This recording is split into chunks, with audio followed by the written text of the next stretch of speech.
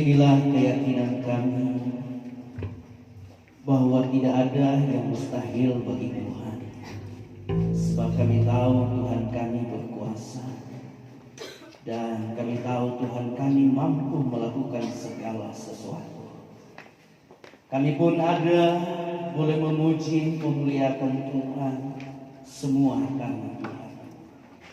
Dan kami percaya setiap pujian yang sudah kami persembahkan dari hati kami yang tulus, yang keluar lewat bibir mulut kami, itu sudah menyenangkan hati Tuhan. Dan biarlah kuasa-Mu terus bekerja dalam pemberitaan kebenaran firman-Mu, sehingga kami dapat mengerti apa yang akan kami baca, kami dengar sebentar. Dan Tuhan pula yang akan memampukan kami dalam kami melakukan apa yang akan kami dengar dalam perjalanan hidup kami, supaya kehidupan kami berkenan kepada Tuhan. Baik kami dalam ruangan ini maupun saudara-saudara kami yang beribadah bersama dari rumah, biarlah lawatan Tuhan boleh menjadi bagian kami dalam pemberitaan kebenaran firman Tuhan. Segala rancangan kuasa kegelapan yang mau mengganggu konsentrasi kami dengan firman Tuhan dalam bentuk apapun, kami bersatu hati tolak itu dalam nama Tuhan Yesus Kristus. Keluar dalam nama Tuhan Yesus yang berkuasa. Terima kasih Tuhan, berfirmanlah Engkau bagi kami, sebab kami sudah siap mendengarkannya dalam nama Tuhan Yesus Kristus. Haleluya, amin. Salam sejahtera dalam kasih Tuhan kita Yesus Kristus. Sekali lagi shalom. Haleluya. Kita masih diberi kesempatan untuk bisa beribadah. Kalau di daerah lain, secara khusus daerah Jawa, kita sudah tahu bersama bahwa untuk ibadah seperti ini sementara ditutup lagi. Makanya sering saya katakan bahwa kita tidak tahu keberadaan apa yang akan terjadi di depan kita, sehingga setiap ada kesempatan untuk kita beribadah, mari kita gunakan kesempatan itu. Tentunya dengan kita menjaga diri kita, dengan kita tetap mengandalkan Tuhan dan anjuran pemerintah. Kalau kita lihat di India beberapa waktu yang lalu, pernah keluar di medsos, orang sudah mulai mau giat-giat kembali untuk melakukan aktivitas seperti biasa, karena berpikir semua telah berlalu. Tiba-tiba kembali lagi terjadi hal yang tidak mereka pikirkan. Nah, saya mau katakan tidak ada yang bisa memprediksi hari esok, tetapi setidaknya firman Tuhan menjadi dasar kita untuk kita bisa melihat hari esok. Alkitab sudah berkata apa yang sedang terjadi itu memang akan terjadi, dan itu sudah tercatat di dalam firman Tuhan.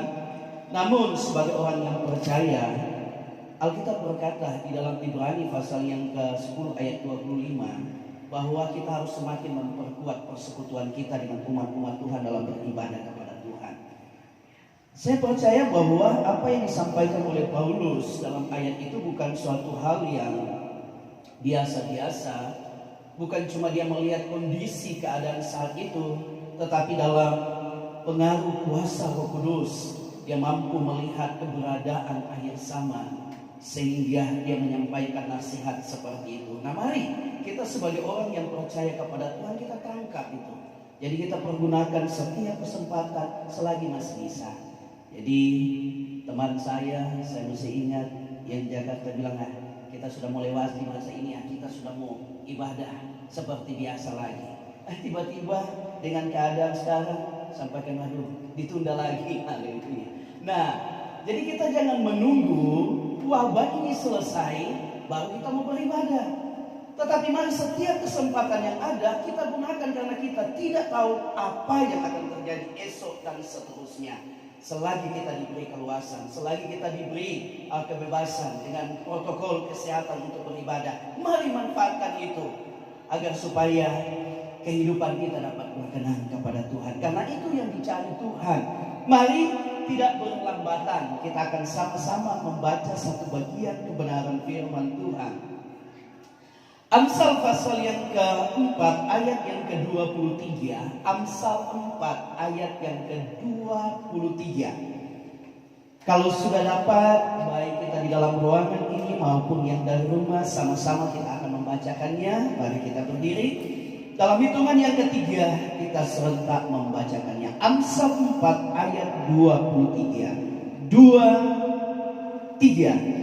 Jagalah hatimu dengan segala kewaspadaan, karena dari situlah terpancar kehidupan. Puji Tuhan, silakan duduk. Haleluya. Kalau dalam terjemahan yang lain, dia katakan jagalah hatimu baik-baik, sebab hatimu menentukan hidupmu. Sekali lagi, jagalah hatimu baik-baik, sebab hatimu menentukan hidupmu. Makanya tema hari ini, hati-hati dengan hati. Sebab hati kita ternyata itu dapat menentukan kehidupan kita. Kalau kita melihat apa yang tercatat di dalam firman Tuhan, dalam Yeremia pasal yang ke-17 ayat yang ke-9, bunyinya seperti ini. Betapa liciknya hati, lebih licik daripada segala sesuatu. Saudara, jadi kita lihat bahwa hati itu sesuai dengan apa yang dikatakan firman Tuhan, sangat licik. Nah, hati yang bagaimana itu sangat licik, saya percaya ketika Tuhan membentuk Adam dan Hawa di muka bumi ini, Tuhan tidak menaruh hati yang licik bagi mereka. Tetapi Tuhan membentuk hati yang baik, hati yang dapat memberi yang terbaik bagi Tuhan, hati yang dapat menyenangkan Tuhan. Tetapi ketika manusia melakukan kesalahan pelanggaran yang pertama di Taman Eden, sejak itulah maka hati manusia tidak sesuai lagi dengan apa yang Tuhan bentuk awalnya, di mana hati manusia itu mulai terpengaruh dengan keadaan-keadaan yang ada. Hati manusia mulai, Alkitab katakan, licik. Nah, saudara yang kekasih dalam Tuhan, coba kita lihat dampak dari hati yang licik dalam 2 Samuel pasal yang ke-13 ayat yang ke-3 sampai dengan ayat yang ke-5. Nanti saudara baca. Di sana jelas kesimpulannya dapat kita tarik bahwa hati yang licik itu selalu merancangkan kejahatan. Jadi hati yang licik itu selalu merancangkan kejahatan. Jadi saudara yang kasih dalam Tuhan, saya percaya kalau kita orang-orang yang sudah bertumbuh di dalam Tuhan, yang hidup dalam kebenaran, tidak ada lagi rancangan. Itu akan nampak. Karena firman Tuhan sudah berkata, apa yang dilakukan di tempat yang tersembunyi, itu akan dibukakan Tuhan. Sepintar-pintarnya kita manusia untuk menutupi keadaan hati kita dengan cara, dengan tingkah laku kita, saya mau katakan satu saat itu akan nampak. Dan saudara yang kasih dalam Tuhan, betapa capeknya kita kalau kita hanya mau menutupi keadaan hati kita yang licik itu dengan hal-hal yang kelihatan baik, padahal sebenarnya hati. Yang paling parahnya bukan cuma sekedar kita capek menjalani kehidupan ini, ujung-ujungnya kita akan masuk dalam siksaan yang kekal. Kalau mungkin persoalan cuma capek, kita pun anak Tuhan yang hidup dalam kebenaran, hati kita dipenuhi kebenaran. Saudara, kita menghadapi berbagai tantangan, berbagai gejolak. Kadang-kala kita bisa capek, tetapi kita ada Tuhan yang akan tetap memberi kita kekuatan. Tuhan tidak akan biarkan kita. Tetapi keuntungannya, sekalipun kita merasa capek menghadapi segala sesuatu, saya mau katakan, ujungnya kita akan bahagia. Ujungnya kita akan senang. Kenapa? Karena kalau kita hidup di dalam Tuhan, pada akhirnya kita akan masuk ke tempat yang kekal, yaitu surga yang Tuhan siapkan bagi orang yang mau hidup benar di hadapannya. Menutupi hati kita. Hati kita berbeda dengan penampilan kita. Kita akan capek dan paling parahnya kita akan menderita selama-lamanya di neraka. Haleluya.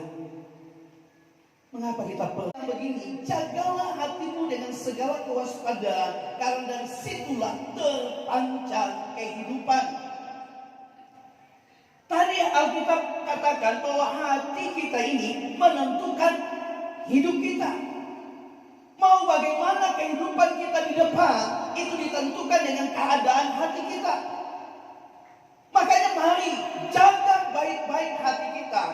Saya pernah sampaikan beberapa waktu yang lalu bahwa hati itu organ tubuh yang paling sensitif. Tanpa disentuh, dia bisa terluka. Organ tubuh lain nanti kena sesuatu mungkin baru terasa sakit, tapi hati kita tanpa disentuh dia bisa terasa sakit. Mata yang melihat, hati yang terluka. Makanya kita perlu menjaga hati kita dengan sebaik mungkin. Hati ini mudah terluka, hati ini mudah sakit, hati ini mudah dipenuhi dengan kepahitan.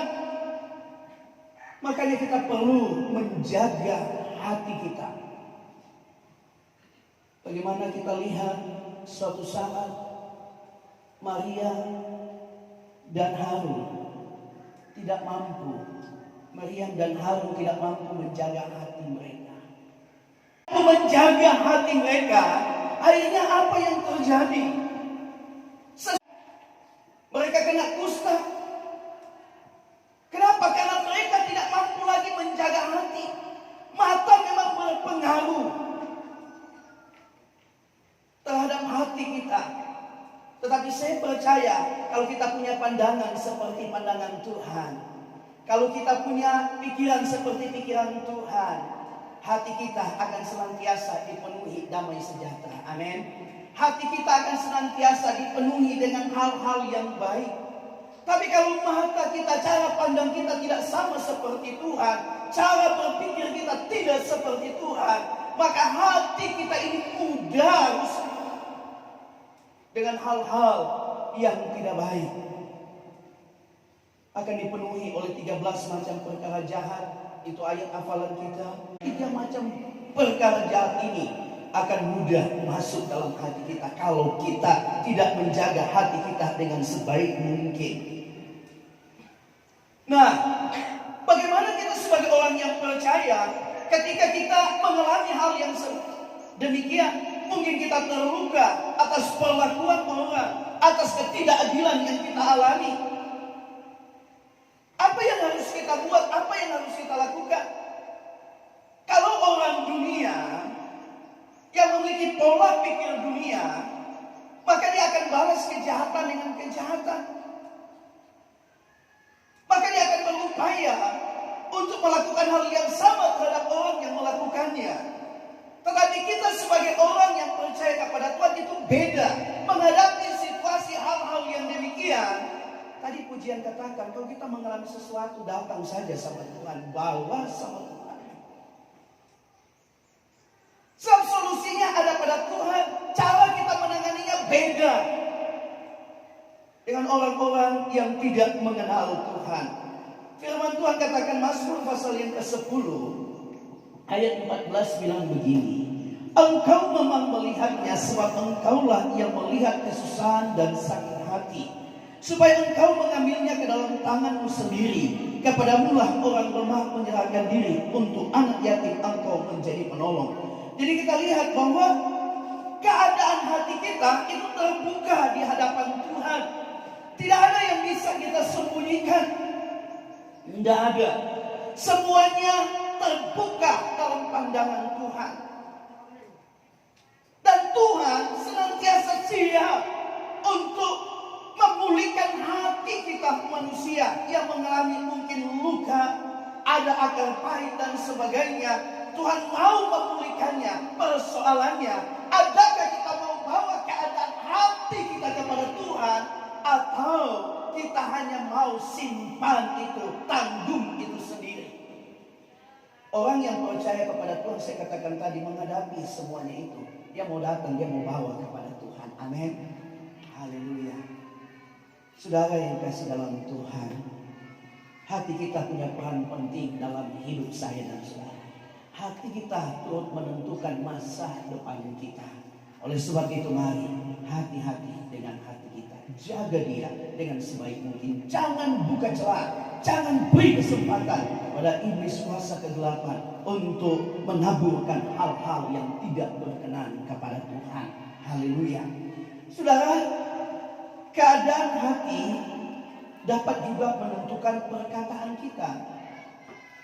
Sekali lagi, keadaan hati dapat menentukan perkataan kita.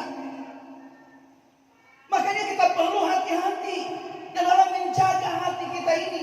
Karena hati ini akan menentukan apa yang akan kita katakan. Coba lihat orang kalau hatinya lagi emosi, lagi panas. Coba lihat saja bahasanya, kata-katanya. Biasanya kita tahu dia itu orangnya lemah lembut. Tapi kapan misalnya hatinya itu berbeda, saudara kita bisa lihat, oh kata-katanya sudah lain. Dan kita bisa mengetahui, oh berarti keadaan hatinya seperti apa.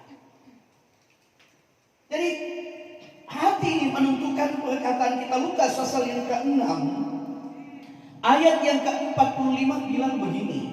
Orang yang baik mengeluarkan barang yang baik dari perbendaharaan hatinya yang baik, dan orang yang jahat mengeluarkan barang yang jahat dari perbendaharaan yang jahat, karena yang diucapkan mulutnya meluap dari hatinya. Jadi kita lihat bahwa perkataan kita itu dipengaruhi oleh situasi hati. Hati dapat menentukan kata-kata, kalimat yang akan keluar dari mulut kita. Tentunya kan kita semua ingin agar supaya hidup kita jadi berkat. Setiap perkataan kita jadi berkat. Nah, bagaimana caranya? Mari jaga hati kita. Memang dalam menjalani kehidupan ini saya mengatakan banyak hal dan terkadang diperlihatkan bagi kita agar supaya hati kita ini bisa terganggu. Agar supaya kita akan mengikuti maunya iblis setan. Kalau iblis setan itu maunya kita itu marah-marah terus. Maunya kita itu akar pahit. Itu maunya. Supaya apa? Supaya kita sama-sama dengan dia masuk neraka. Tapi Tuhan tidak mau kita masuk neraka. Sehingga kita perlu menjaga hati kita. Kalau kita lihat dalam Matius pasal yang ke-12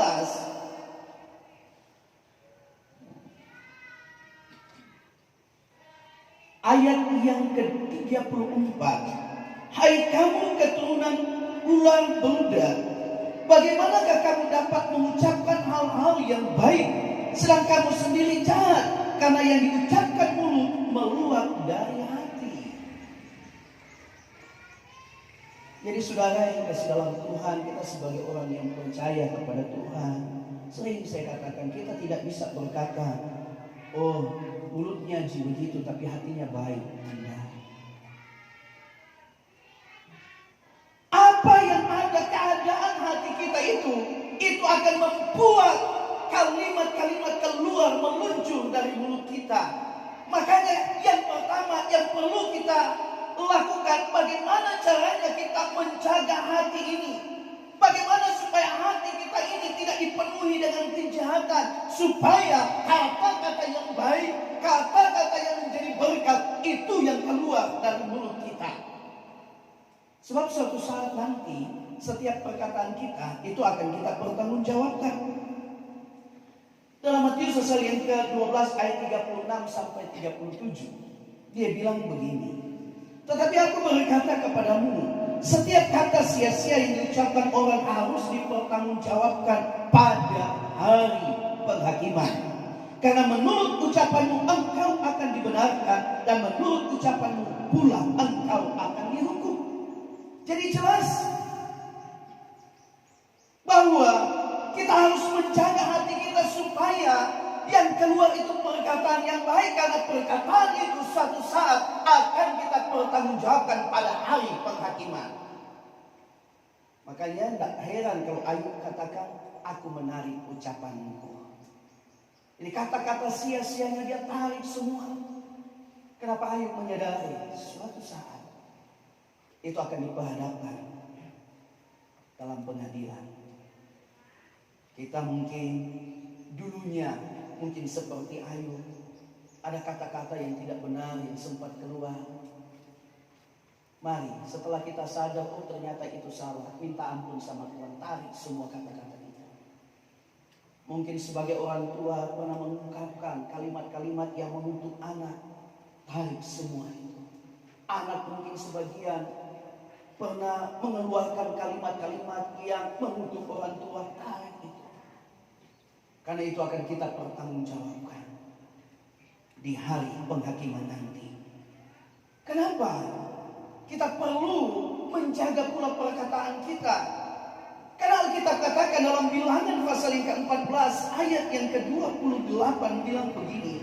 Katakanlah kepada mereka, demi aku yang hidup, demikianlah firman Tuhan, bahwasannya seperti yang kamu katakan kepadaku, demikianlah akan kulakukan kepadamu.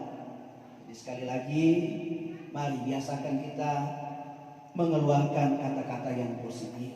Ya. Ada banyak pilihan kata-kata. Sebelum keluar dari mulut kita itu menjadi hak kita. Tapi ketika sudah keluar dari mulut kita, saudara yang salam Tuhan, itu bisa jadi persoalan kalau kata-kata kita tidak baik. Jadi mari biasakan dalam menjalani kehidupan ini, keluarkan kata-kata yang baik.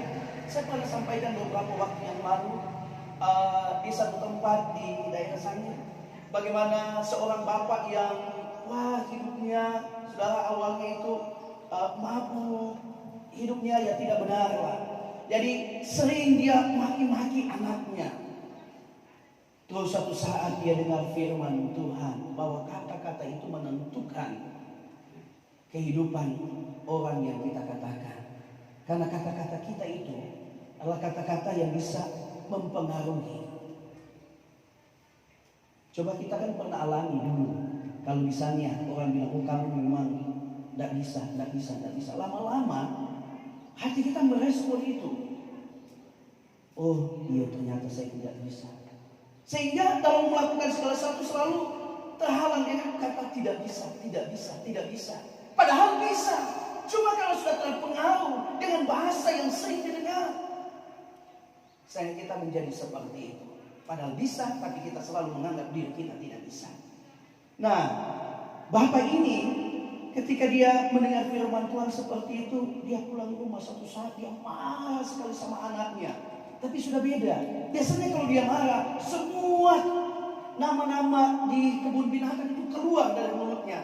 Tapi pada saat itu setelah dia mulai marah, beda. Dia mulai katakan, kamu memang haleluya, karena puji Tuhan. Haleluya. Saudara, dengan sendirinya, saudara, beberapa waktu berjalan, dia melihat anaknya berubah drastis. Yang awalnya anaknya suka berontak, melawan, melakukan hal-hal yang tidak benar, ketika dia mulai berkatakan kata-kata yang positif, anaknya mulai berubah. Anaknya mulai merespon kata-kata bapaknya. Nah, demikian pula kita, mari jangan biasakan. Mungkin memang kita lihat kemampuan anak kita, aduh betul-betul bikin pusing kalau kita mau lihat, tapi jangan bilang bodoh. Sering kita bilang bodoh, maka dia akan merespon itu hati. Dan satu saat itu akan terbentuk, dia akan selalu menganggap dirinya bodoh. Nah, mari kita jangan seperti itu. Berupaya untuk senantiasa mengeluarkan kata-kata yang baik. Bagaimana caranya? Jagalah hati kita, supaya dari hati kita yang terjaga itu, hati kita yang dipenuhi oleh kebenaran, maka kita akan mengeluarkan kata-kata yang benar. Kita akan mengeluarkan kata-kata yang menjadi berkat, kata-kata yang bermanfaat bagi semua orang. Saudara yang dikasih dalam Tuhan, keadaan hati kita juga itu dapat menentukan kesehatan kita. Makanya kenapa kita perlu hati-hati dengan hati kita? Karena keadaan hati kita itu dapat juga mempengaruhi tubuh kita, dapat mengganggu kesehatan kita. Coba kita lihat Amsal pasal 17 ayat 22. Apa yang dikatakan yang di sana? Hati Hati yang gembira adalah obat yang manjur, tetapi semangat yang akan mengeringkan tulang. Jadi kita lihat bahwa kondisi hati dapat menentukan juga kondisi tubuh kita. Mari jaga hati kita supaya tubuh kita tetap sehat. Makanya kalau dokter dia selalu upaya sampaikan, dorong, motivasi semua masyarakat agar supaya senantiasa menjaga hati, senantiasa bersukacita, agar supaya imun tubuh itu tetap terjaga. Ternyata keadaan hati kita itu menentukan juga kondisi tubuh kita, kesehatan kita.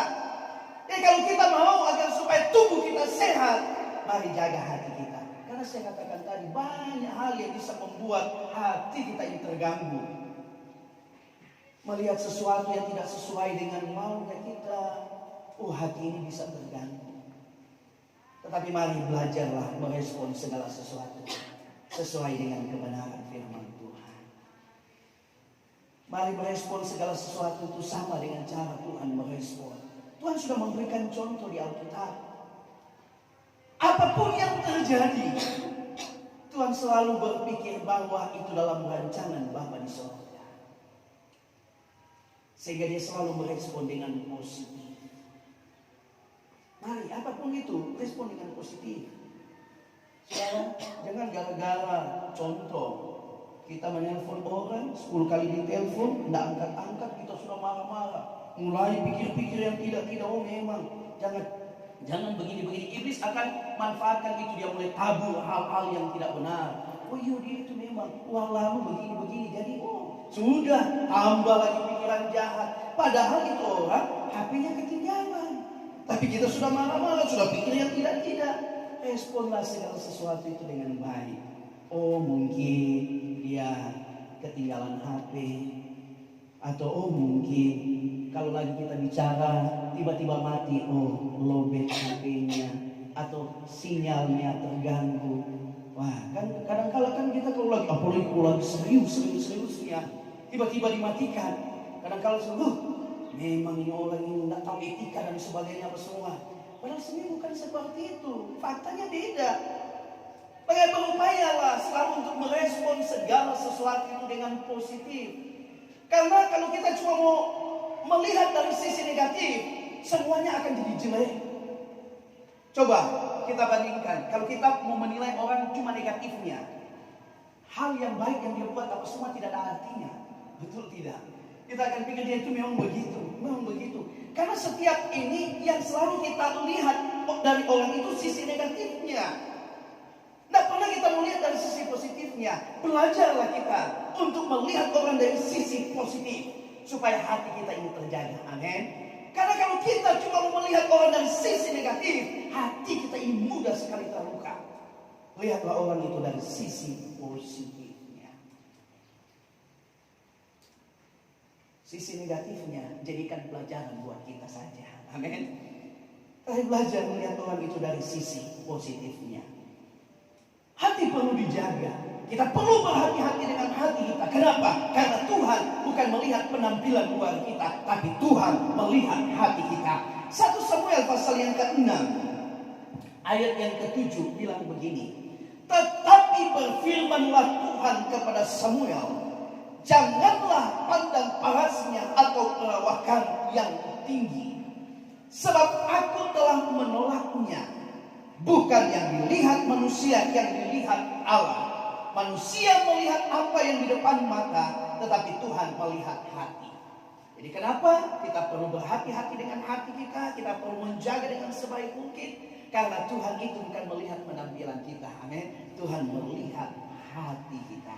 Karena tadi hati kita itu menentukan kehidupan kita.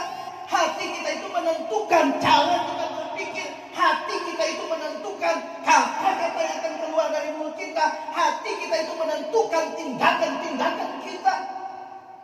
Bagaimana hati kita, itu yang ada di pikiran. Bagaimana pikiran kita, itu yang akan kita lakukan.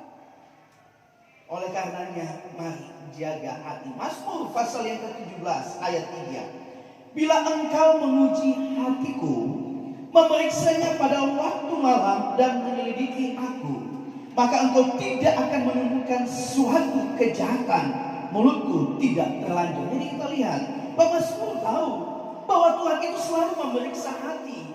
Dan pemazmur menyadari bahwa hati itu menentukan perkataan. Sehingga dia katakan, kalau Tuhan periksa, Tuhan tidak akan mendapatkan kejahatan.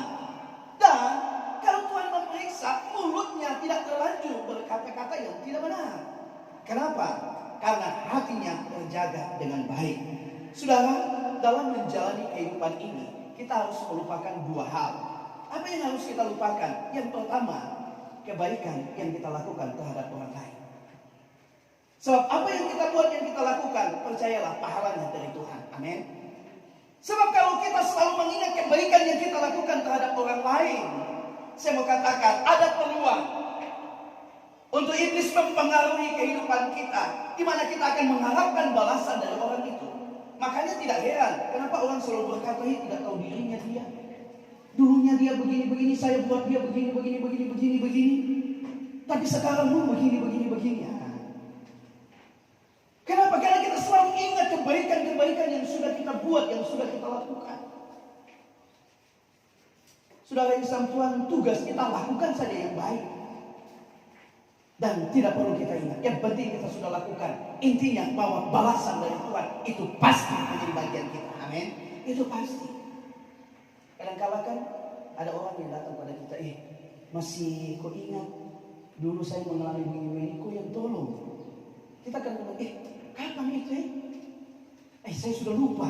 Kenapa? Karena kita tidak mau mengingat apa yang sudah kita buat. Kebaikan terhadap orang lain. Nah, saudara, yang harus kita ingat adalah kebaikan orang terhadap diri kita. Itu perlu kita ingat. Supaya apa? Supaya membawa kita ini tahu, menyadari keadaan kita yang sesungguhnya. Oh, ternyata saya pernah dibantu orang. Haleluya.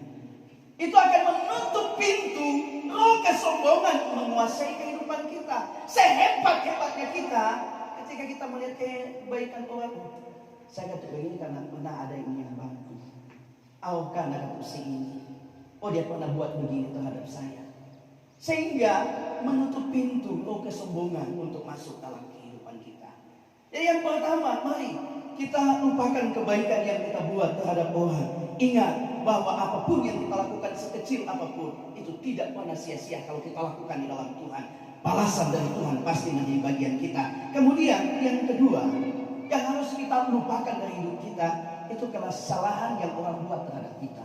Ini memang sulit sekali. Tapi kalau kita mau menjaga hati kita, supaya kehidupan kita berkenan kepada Tuhan, kita harus lupakan kesalahan-kesalahan orang terhadap kita. Karena kalau kita tidak lupa, itu akan selalu mempengaruhi kehidupan kita. Akan selalu mempengaruhi kondisi hati kita. Dan itu akan membuat hati kita tumbuh akar pahit. Lupakan. Bukankah firman Tuhan katakan kita harus memaafkan kesalahan orang. Jadi kata memaafkan itu artinya melupakan apa yang orang buat terhadap kita. Terus ada yang bilang dulu, tapi Pak Pendeta, ini hati sakit sekali. Ya kalau kita mau mempertahankan sakit hati kita, itu akan menjadi penghalang juga kita masuk surga. Buat apa hal itu menjadi penghalang? Artinya kita rugi double. Sudah sakit hati di muka bumi, tidak masuk surga lagi. Double ruginya. Lupakan saja supaya kita dapat keuntungan double. Kalau kita lupakan kesalahan orang, hati kita penuh dengan sukacita. Hati kita dipulihkan dan surga menjadi bagian kita. Lupakan akan kesalahan orang. Namun kita harus ingat kesalahan kita terhadap orang. Kenapa? Karena firman Tuhan berkata kalau kita mau berdoa, maka kita harus apa? Kalau kita ingat, ada kesalahan ini kita buat terhadap orang, pergi minta maaf dulu. Artinya pemberesan itu penting. Supaya doa kita tidak sia-sia. Kita semua kan mau doa kita ini agar supaya didengar oleh Tuhan. Amin. Nah kalau kita mau, maka mari sudah lupakan akan kesalahan-kesalahan orang. Ingat kalau kita buat kesalahan, kita harus datang selesaikan. maka hati kita akan tetap terjaga. Kesimpulan daripada firman Tuhan, hati kita menentukan kehidupan kita ke depan. Apa yang ada di dalam hati kita menentukan akan perbuatan yang akan kita lakukan selama hidup di muka bumi ini. Kalau hati kita dipenuhi oleh kebenaran, kalau hati kita jaga baik-baik, maka hal-hal yang positif yang akan kita kerjakan, dan pada akhirnya hidup kita menjadi berkat bagi banyak orang. Hidup kita mempermuliakan Tuhan, dan hidup kita dapat membawa banyak orang kepada Tuhan. Tuhan memberkati kita sekalian. Saya mengundang musik, pemimpin pujian, singers. Kita akan masuk dalam perjamuan yang kudus. Mari para pelayan, Bapak yang Sang Komandan, juga Bapak Jen Wiranto boleh ada di depan.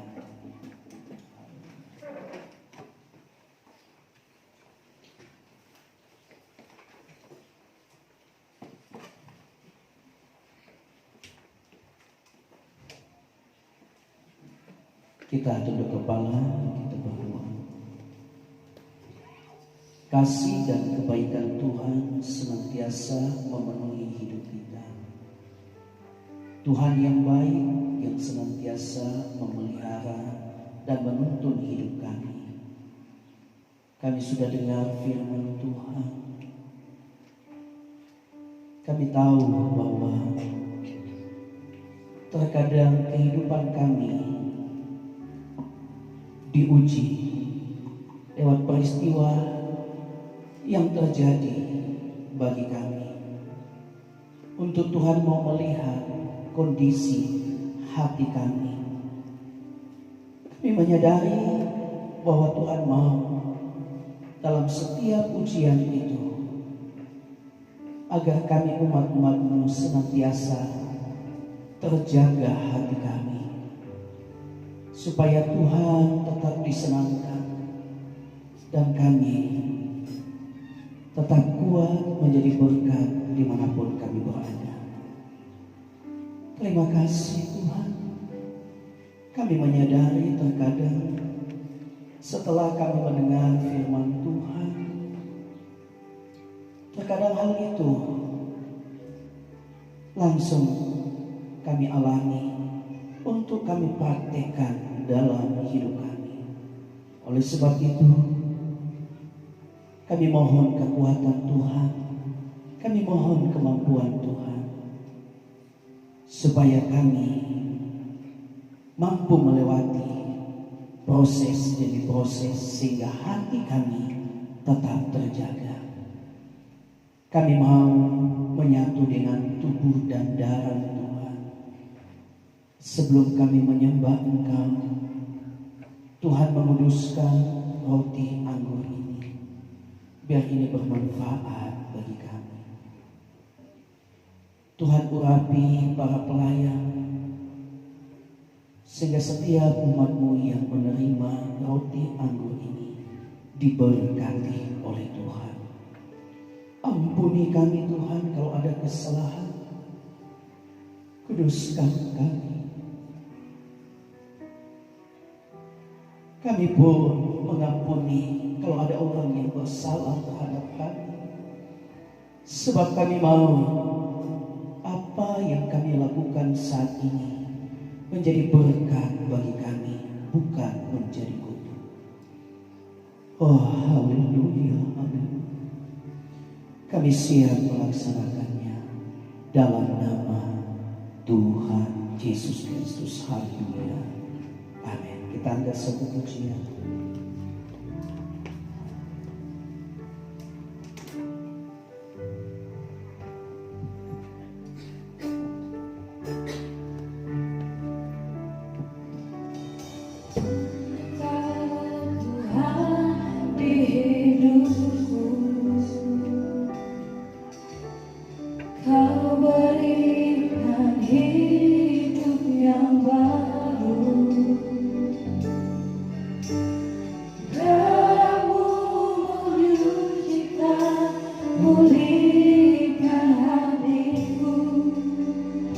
Punya tangan kau segala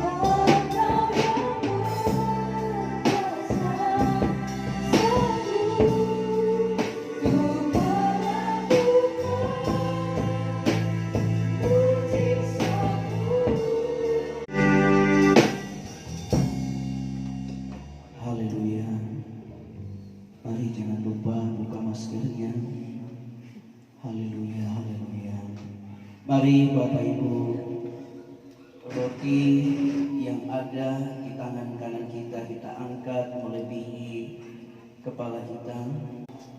Sebab pada malam sebelum ia diserahkan, Yesus mengambil roti, berkata, "Inilah tubuhku yang diserahkan bagi kamu, makanlah. Mari kita makan bersama dalam nama Tuhan Yesus Kristus."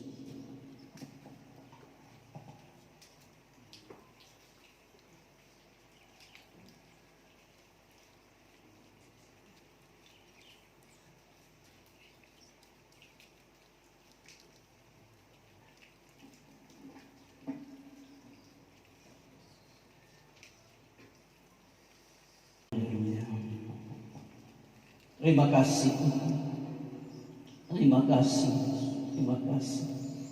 Mari anggur di tangan kanan kita angkat menuju kepala kita. Sebagai tanda kita menghargai akan darah Kristus yang tertumpah di Bukit Golgota. Darah yang membenarkan saya dan saudara. Mari dengar kata firman Tuhan. Sesudah itu, ia mengambil cawan, mengucap berkat atasnya, lalu memberikan kepada murid-muridnya sambil berkata, "Cawan minuman ini adalah darahku yang ditumpahkan bagi kamu untuk keampunan dosa. Perbuatlah ini setiap kali kamu memakan dan meminumnya menjadi peringatan akan aku." Mari kita minum bersama dalam nama Tuhan Yesus.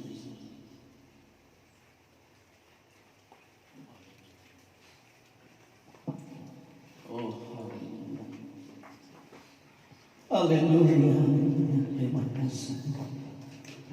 Mari kita ambil sikap untuk kita menyembah Tuhan. Baik kita dalam ruangan ini maupun umat-umat Tuhan yang ada di rumah. Mari